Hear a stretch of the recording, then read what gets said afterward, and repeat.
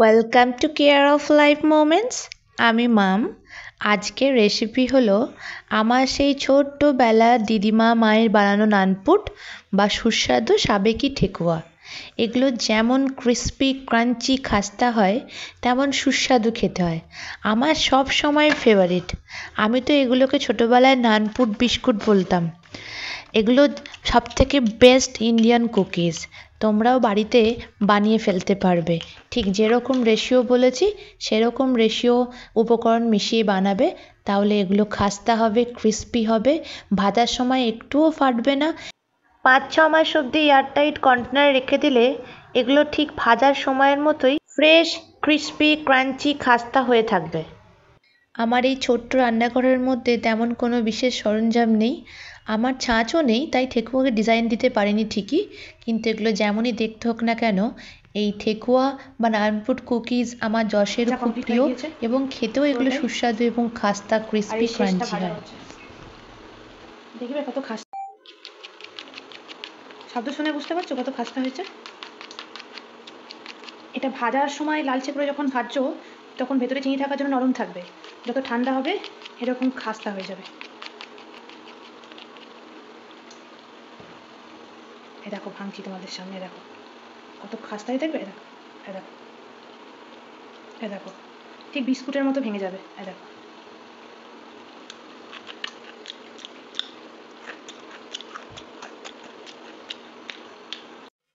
ঠেকুয়া বানানোর জন্য প্রথমে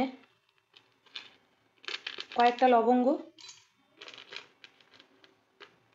হালকা শুকনো খোলায় টস করা আছে লবঙ্গগুলো, আর 4টে এলাচ শুকনো খোলায় টস করা রয়েছে, শুধু বীজ দানাটা বের করে নিচ্ছি।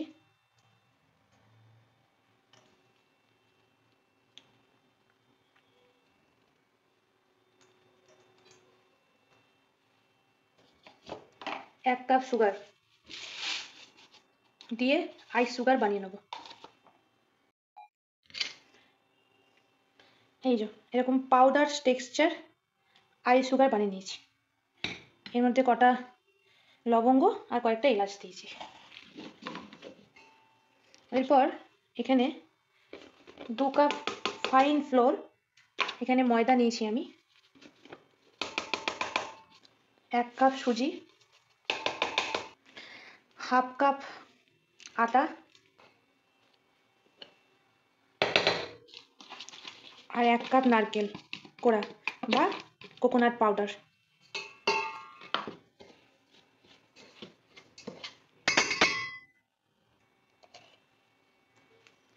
দু চামচ ঘি দিলে ভালো, আমি এখানে 1 চামচ ঘি আর বাকিটা সাদা তেল দিয়ে ময়ন দেবো। 1 টেবিল চামচ মতো সাদা তেল দিলাম আর 1 চামচ ঘি দিলাম। তোমরা চাইলে 2 চামচ ঘি দিতে পারো। একটু ঈষৎ উষ্ণ গরম জল নিয়ে বসবে, কারণ মাখার সময় ঈষৎ উষ্ণ গরম জল দিয়ে অল্প অল্প করে মাখতে হবে, একটু টাইট মাখা হবে। প্রথমে আমরা ময়ান দিয়ে নেব।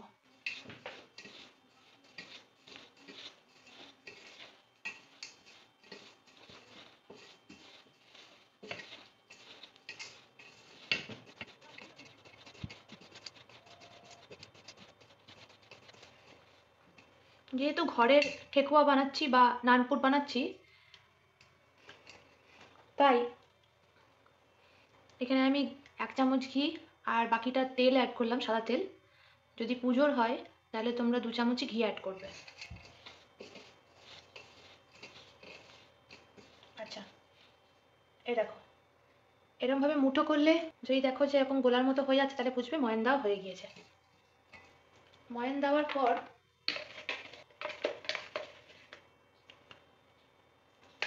2 টেবিল স্পুন কর্নস্টার্চ পাউডার দেবো আর বেকিং সোডা দেবো 1 টিস্পুন।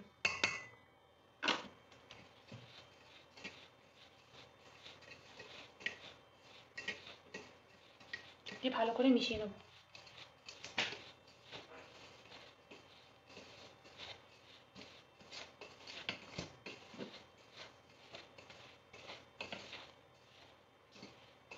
মধ্যে আইস সুগারটা দিয়ে দেবো একে একে।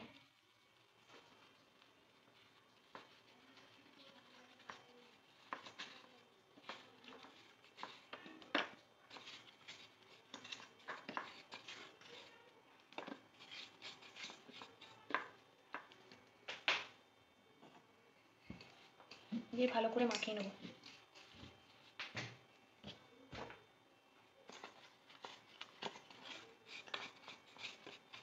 দিয়ে ভালো করে মাখিয়ে নেব।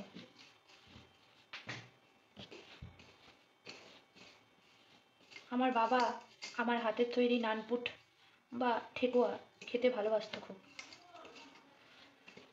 বাবা মারা যাওয়ার পরে প্রতি বছর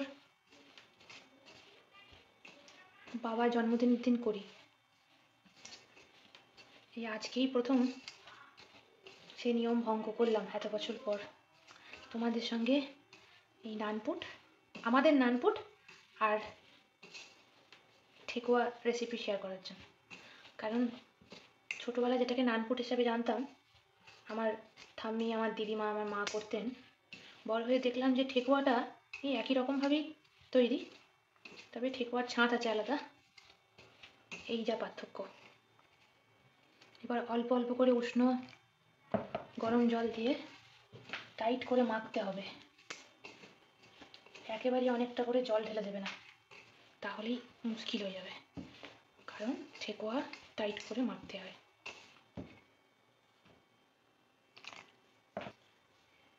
এলাচ পাউডার দিতে হবে,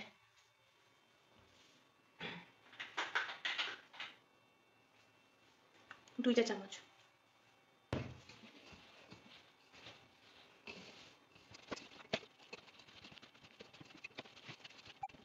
এক টুকরো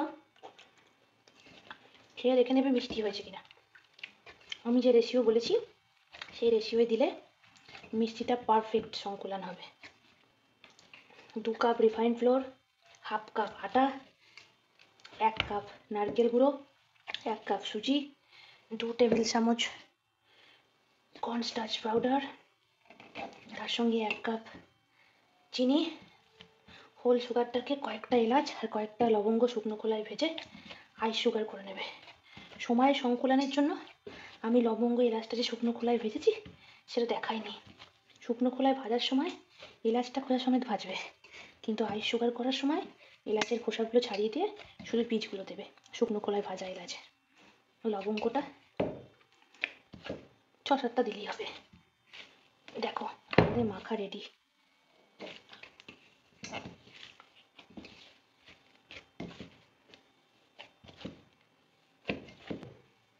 এরকম একটু ফাটা ফাটা মাখাই হবে, তার কারণ এতে চিনি পড়েছে। যত হিট পাবে, যত সময় যাবে, যেহেতু এটা সামার বেস কান্ট্রি, চিনি গলে যাবে এবং এরকম একটা ফাটা ফাটা টেক্সচার হয়ে যাবে। বাট মাখা রেডি, এ দেখো মাখা রেডি। তো একটা পাত্রের ওপর না এরকম হোয়াইট টিস্যু পেপার দিয়ে দেবে, তার উপর ঠেকুয়াগুলো গড়ে গড়ে বা নানপুটগুলো গড়ে গড়ে রাখবে। তাহলে কি হবে, নানপুট বা ঠেকুয়াগুলো করতে তো সময় লাগবে, সেই সময়টায় ওই এক্সেস হিট পাওয়ার জন্য চিনি গলতে শুরু করলে যদি এক্সেস কিছু ময়েশ্চার থাকে সেটা এই হোয়াইট টিস্যু পেপারটা টেনে নেবে।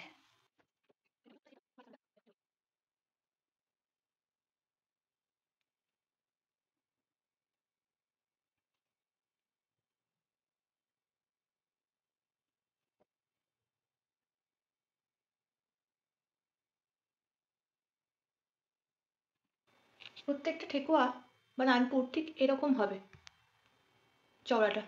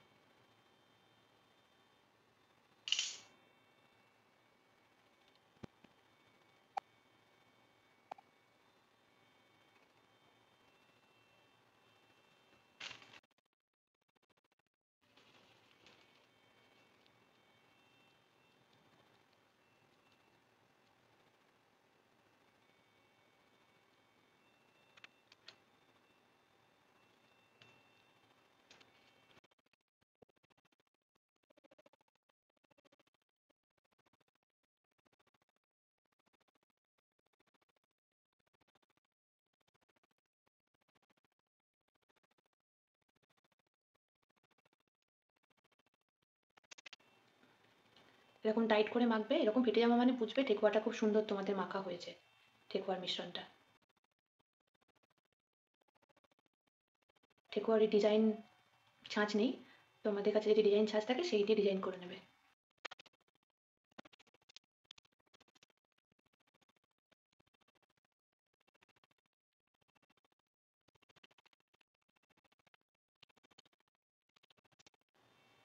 এরকম ছোটো খাস্তা শেপ হলে ঠেকুয়াগুলো খাস্তা করে ভাজাও যায় এবং ক্রিস্পি হয় এবং সব দিকটা সমান পরিমাণে ভাজা হয়। ডিজাইন হোক না হোক এগুলো অত্যন্ত সুস্বাদু খেতে হয়, তোমরা এভাবে বানিয়ে দেখবে।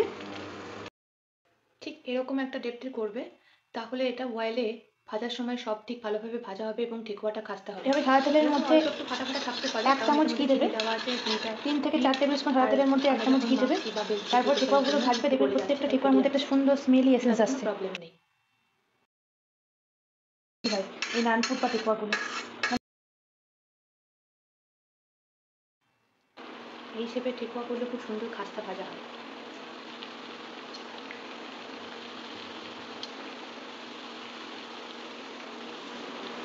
আমার ঠেকুয়ার শেপগুলো করা রেডি। আমি বিভিন্ন শেপের করেছি, এই চোখের মতো শেপ, এরকম গোল শেপ। আমাদের বাড়িতে সবথেকে বেশি এই শেপটা করা হয় আর এই শেপটা করা হয়, কারণ এরকম তেল একবার স্মোকিং হিটে পৌঁছে যাওয়ার পর তোমাদের কাছে যদি ঠেকুয়াগুলো ছেড়ে দিয়ে সেই দিয়ে ডিজাইন করে নেবে। যখন ঠেকুয়াগুলো ছাড়ছো আর কি, তখন আঁচটা কমিয়ে রাখছো। তার মধ্যে একটা লো টু মিডিয়াম ফ্লেমে একবার কমাবে, একবার বাড়াবে।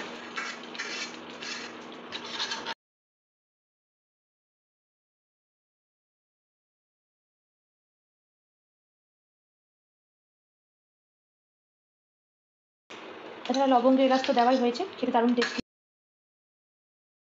আমার ছোটোবেলার নানপুট আর এখন ঠেকুয়া। অয়েল অ্যাবজর্বন টিস্যু পেপারে তুলে নিয়েছি।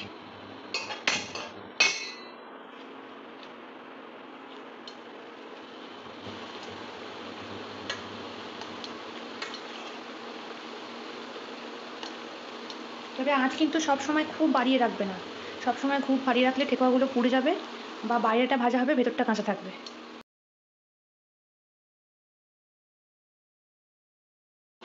এরকম 1 মিনিট ভাজা হয়ে যাওয়ার পর হালকা করে উঠে ঠেকুয়াগুলো বা নানপুটগুলো ছেড়ে দেওয়ার পর ঠেকুয়াগুলোর ক্ষেত্রে একটা গুরুত্বপূর্ণ বিষয় হলো ডুবো তেলে ভাজতে হবে। আর একসঙ্গে অনেক ঠেকুয়া কিন্তু ছাড়া যাবে না। একসঙ্গে যদি অনেক ঠেকুয়া ভাজতে দিয়ে দাও তাহলে তো ভালো ভাজা হবেই।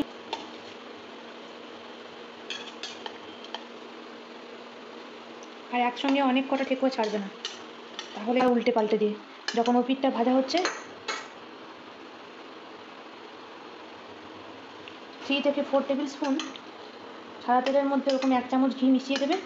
তারপর ঠেকুয়াগুলো ভাজবে, দেখবে দারুণ স্বাদ হচ্ছে, একদম সেই যেরকম সুস্বাদু সেরকম ক্রিস্পি। এবং এগুলো শুকনো এয়ারটাইট কন্টেনারে হোয়াইট ময়েশ্চার অ্যাবজর্বেন্ট টিস্যু পেপারের মধ্যে জড়িয়ে 5 থেকে 6 মাস পর্যন্ত দুনো হাতা নেবে, দিয়ে গরম ফুটন্ত তেল দিয়ে দেবে। তাহলে ওই দিকটা ভাজা হতে হতে এই দিকটা ভাজা। বেড়াতে যাওয়ার সময়, ট্রাভেল করার সময় বা টিফিনে বা বাচ্চাদের টিফিনেও দিয়ে দেওয়া যায়। আর যেহেতু এটা অনেক মাস পর্যন্ত ভালো থাকে, কোনো দূর জার্নি বেড়াতে যাওয়ার সময় বা দূর দেশে বা দূর রাজ্যে যাওয়ার সময় ঘরের স্মৃতি হিসাবে এভাবে ঠেকুয়া নাড়ু তোমরা নিয়ে যেতে পারো। আমার তো ছাঁচ নেই, তাই আমি ছাঁচটা ডিজাইন করতে পারি কুকিং ওয়েতে। লো টু মিডিয়াম ফ্লেমে পরিমাণ অনুযায়ী বাড়িয়ে এবং কমিয়ে অথবা এরকম গোল গোল বারবার ছোটো ছোটো বড়ার মতো ডিজাইন করা হয়। তবে এইগুলো বেশি খাস্তা হাতা নিয়ে গোল গোল এইভাবে এই পিঠটায় তেল দিয়ে দেবে।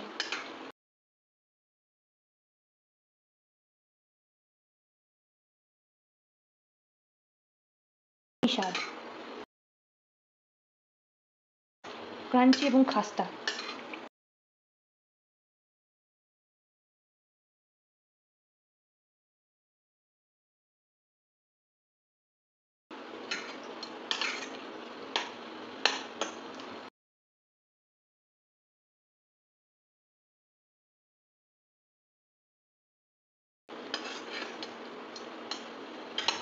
তোমরা গোল্ডেন ব্রাউন হিসাবেও ভাজতে পারো, বা আমি যে প্রথমবারটা ভাজলাম লালচে ব্রাউন সেরকমভাবে ভাজতে পারো।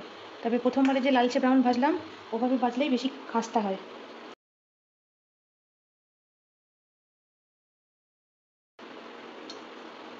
এরকম ভাজার সময় সবসময় ফ্লেমটা লো টু মিডিয়াম ফ্লেমে একবার কমাবে এবং বাড়াবে। একটানা হাই ফ্লেম বা মিডিয়াম ফ্লেমে রাখবে না, তাহলে ঠেকুয়াগুলো পুড়ে যেতে পারে বা দিকটা ভাজা হলেও ভেতরটা কাঁচা থাকতে পারে। স্লো কুকিং খেতে অত্যন্ত সুস্বাদু। আর আমি ঠিক যে রেশিও বলেছি সেই রেশিওয় যদি তোমরা রিফাইন ফ্লোর, আটা, নারকেল পাউডার বা নারকেল কোড়া, ওই ডুবো তেলে ভাজতে হবে, জল ঝরানো ময়েশ্চার ফ্রি নারকেল কোড়া, সুজি নাও, তাহলে একটা ঠেকুয়া ভাজার সময় তো ফাটবেই না, উপরন্তু ভাজার সময় যেহেতু চিনি ক্যারামেল একটু নরম থাকতে পারে। অনেককে বলতে শুনেছি অতি সহজেই রান্না হয়ে যায়, সময় যাবে তো ঠান্ডা হয়ে যাবে, অত এটা এই সঠিক ক্রাঞ্চি টেস্ট, ক্রাঞ্চিনেস, ক্রিস্পিনেস আনতে গেলে ঠেকুয়া কখনোই তাড়াতাড়ি ভাজা হয়। তবে অন্য কোনো তাড়াতাড়ি ভাজার পদ্ধতি যদি তোমরা জানো অবশ্যই শেয়ার করো।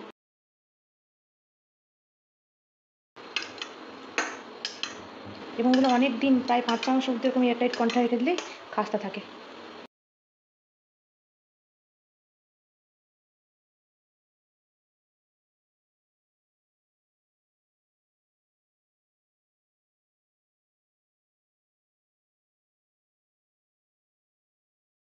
একবার লো একবার মিডিয়াম ফ্লেম কমিয়ে বাড়িয়ে একবার এই পিঠ একবার ওই পিঠ ভাজবে এবং সময় লাগবে।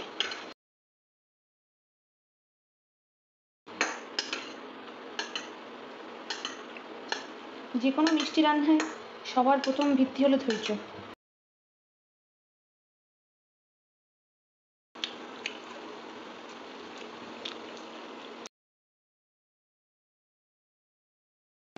এটা আমার ব্যক্তিগত অভিজ্ঞতা।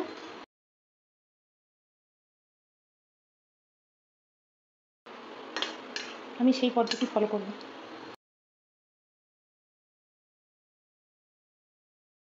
আমার ছোটবেলার সেই নানপুট আর সাবেকি সুস্বাদু ঠেকুয়া ready and served.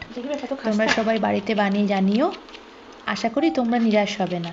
Care of life মোমেন্টসের কন্টেন্টগুলো যদি ভালো লেগে থাকে বেশি বেশি করে লাইক করো, সাবস্ক্রাইব করো, শেয়ার করো, ফলো করো। আর কেয়ার অফ লাইফ মোমেন্টের পাশে থেকো। তোমরা সবাই খুব ভালো থেকো, সুস্থ থেকো। Take care of life moments. টাটা। কত খাস্তাই দেখবে।